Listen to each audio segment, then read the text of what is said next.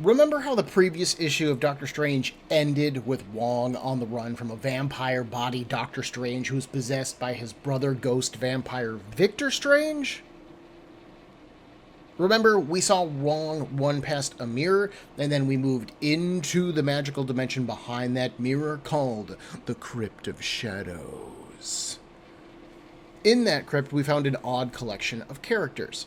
Amongst them, longtime Doctor Strange foe Baron Mordo, a pair of magical snakes named Aleister and Anton, and Bats, the ghost dog, the goodest of boys. With Wong unable to stop Victor, it is up to these guys to save the day. And they've already got a plan, so they're off to a great start. My name is Ben, and this is Comic Book Breakdown's coverage of Blood Hunt episode 17, in which Bats the Ghost Dog is a good boy.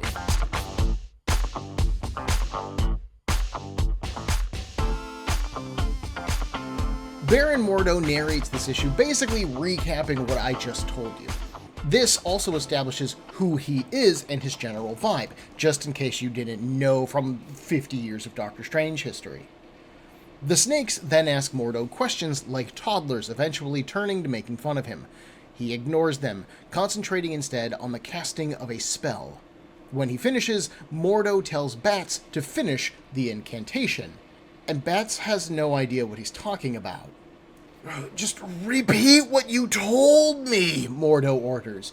"You convinced me, now just convince the universe. An incantation is just a story that can then convince the universe that the story is real." Remember how Victor Strange's story came to having an undead life? Well, author Jed MacKay is echoing that idea here. Anyways, Bats then relates the story that is very old. Doctor Strange told it to him once, he says. A long time ago, humans were afraid of the dark. And we're talking like caveman-level humans. They had fire, but it could only light so much. Outside of that fire, there were tigers, and nighttime was for them. Humanity feared the tiger, and they put so much belief behind that fear for so long that they created a god. The Tiger God. A god of fear. But humans had more than fire. They had dogs. The dogs lived with the humans, hunted with them, kept them safe. If humanity's fear of the dark could create a god, could their love of a thing do the same? The dog god manifests inside the Crypt of Shadows, and it answers simply, yes. The dog god asks why it has been summoned here, and Bat says that he needs help saving his master. He can't help anyone here.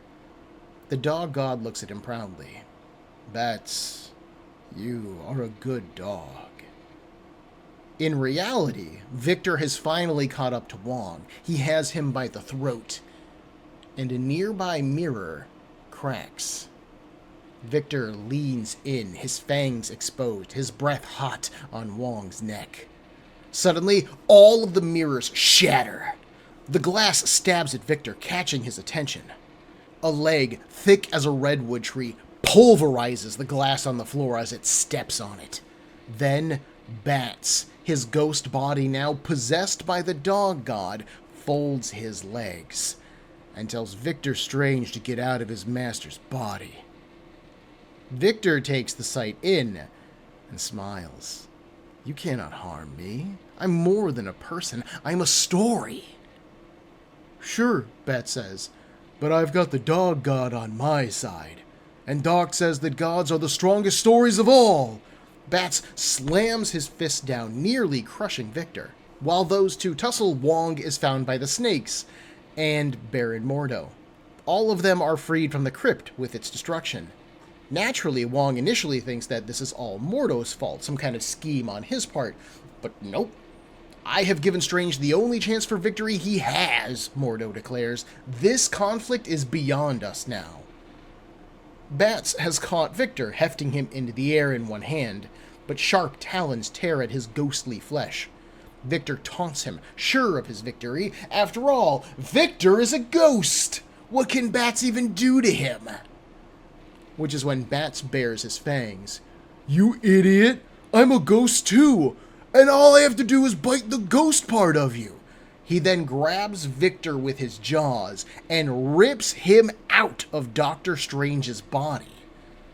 Wong rushes over to his friend's body as it falls to the floor. Surprisingly, he is totally healed. His heart is back, he is breathing, he doesn't have fangs anymore.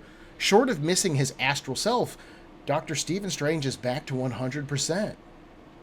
Meanwhile, the dog god praises Bats. He has made him proud this day. Bats asks if they could do more, save more people, but the god says no. Even Bats' great heart couldn't contain all of the god for much longer. His people will need him in the days to come. And then the dog god is gone. Baron Mordo does the same. He uses a spell to pick up the ghostly form of Victor Strange, promising to do something with it.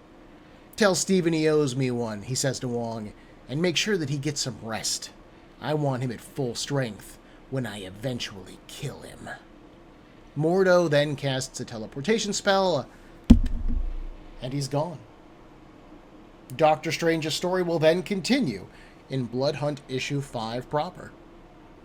Much like with Blood Hunt Issue 4 and McKay's simple, elegant solution to busting Khonshu out of an Asgardian prison, I really love the solution here.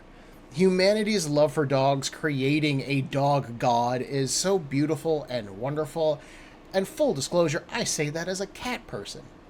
But it fits in perfectly with the Marvel Universe. Like, I love McKay first bringing up the Tiger God to set a precedent for this kind of story. This has happened before, this is just the first time we get to see it in the modern age. If you're unaware, the Tiger God is an established force in the Marvel Universe. It just tends to get less press than characters like Thor or Hercules. It has had several avatars, generally called the White Tiger, who act as a superhero type of character, of course. They typically do feel much more like a street-level hero than they do somebody like Thor or Hercules.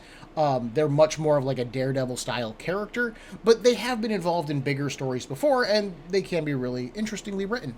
So seeing that idea of the Tiger God echoed here in the Dog God, and given humanity's really, honestly, super close involvement with dogs and their history, it feels natural, it feels right.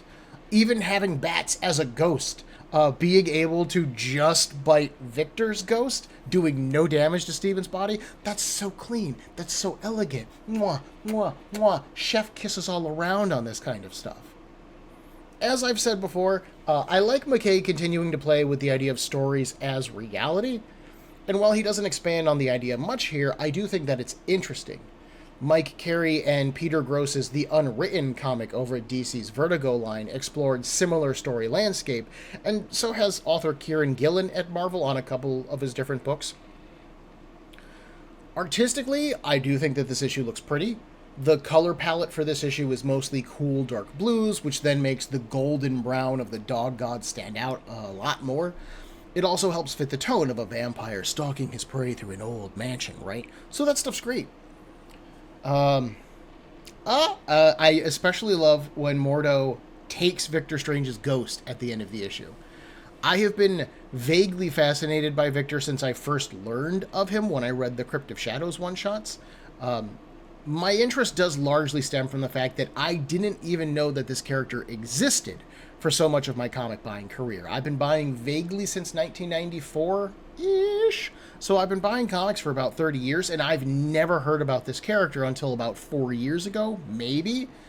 So for me, it's really interesting and fascinating that I can still find these little pockets of history that are totally unknown to me, and they give me something new to explore and read. There's so much that I have read, and I've at the very least read like a Wikipedia article before, right? Victor was a complete blind spot for me. I did like Victor's presentation here more than I liked him as a character, because I don't feel like he had a lot of depth, but I would like to see him come back and then start to develop that depth for the character.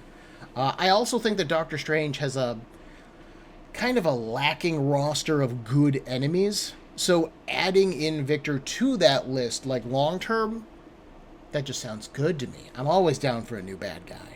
While this story didn't impact on Blood Hunt's main storyline, I personally still had a real blast with these 3 issues. They look great, they're smart, and I think that it's a fun exploration of Doctor Strange's world without Doctor Strange himself being in most of it.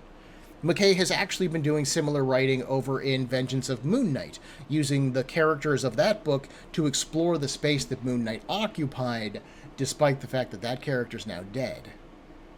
To be fair, if Victor had succeeded in what he was trying to do here, and he killed Doctor Strange's body, then this probably could have gone on to have a huge impact on Blood Hunt, right? Hard to make a deal with Doctor Doom when you're actually dead. So there was like the threat of Victor Strange was real. Varney's plan in having Victor attack this aspect of Strange's life makes a lot of sense. He just completely underestimated these kind of smaller background characters, which again, I think is really cute, and it plays to the idea that anybody can be a hero if you're willing to put in the effort and live with the risk of it, which is great comic book storytelling. Our next episode, we will wrap up the Black Panther tie-in that I never expected to buy. T'Challa has finally found Varney's temple, but what dangers lie within, and what history remains to be uncovered. Thank you for your patience in waiting for these new episodes. I got COVID about 2 weeks ago, and I had a couple of really rough days where I was just eating and sleeping, and that was all that I could let myself do. And I recovered from that, and I've just got long COVID now where my energy is really low at the moment, and it's hard for me to sit down and do anything. Thinking has been really rough, so writing scripts has been incredibly challenging, and then sitting down to have the energy to create videos has been just not there. So thank you all for being patient with these Blood Hunt episodes. I'm not fully recovered, but I'm trying to get back in the swing of things and just kind of build up like some resistance, I guess, and get back into the production of things. We are very close to the end of Blood Hunt, and I want to be there with it for y'all. So thank you for being patient. I hope you're looking forward to more Blood Hunt soon. I'm back on the work with Meridian over on the main show. It's just nice to be back, even if I'm back at a slightly slower speed. Thank you again. If you enjoyed this episode of Breakdown, please make sure to hit that like button, and if you are not subscribed to the show, then click on that as well. I love getting feedback, and I would really appreciate it if you did so. If you have any questions, concerns, or would like to suggest a comic or a series to me, Breakdown can be found on Facebook, Instagram, and on a variety of podcast platforms, with links in the description for this episode below, as well as the email cbbreakdown@gmail.com. Thank you for your time and attention.